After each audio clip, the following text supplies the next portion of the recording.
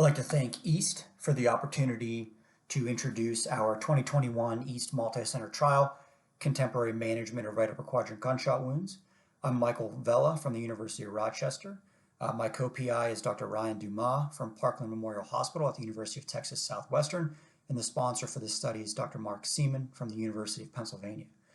This prospective observational study will describe the current management strategies for isolated right upper quadrant gunshot wounds and compare the short and long-term outcomes in those managed operatively to those managed non-operatively.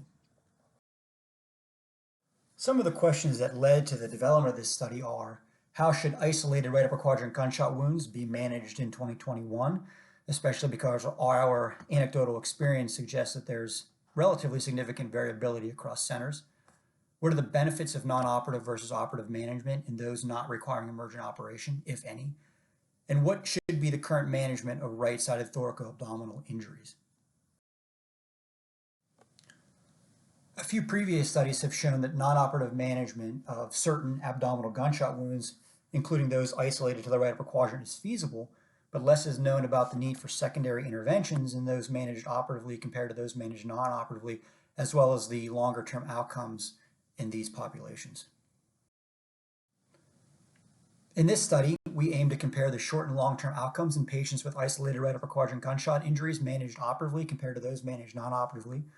We want to describe the current practice patterns in management of these injuries. We want to describe the failure rate of non-operative management and identify factors associated with the failure of non-operative management. And finally, we want to identify factors associated with the need for secondary interventions. The inclusion criteria for this study include individuals with isolated right upper quadrant gunshot wound or wounds, age greater than or equal to 18, patients who are relatively hemodynamically normal as defined by the parameters there, and those without diffuse peritonitis. The exclusion criteria include those less than 18 years old, prisoners, those who are pregnant, those with hemodynamic instability or diffuse peritonitis, those with gunshot wounds outside of the right upper quadrant, and those who die within 24 hours of admission. The primary outcome in this study is the need for any unplanned secondary intervention. This is discussed in more detail in the study proposal, but includes things like ERCP, interventional radiology, drain placement, and need for additional operative intervention. The secondary outcomes include a list of predefined admission characteristics and outcomes, again, that are described more in the study proposal. We also want to look at 6-month functional and mental health outcomes as measured by the PROMIS 29 profile metric. Upon completion of appropriate data share agreements, all data collection will be done through a centralized REDCap database.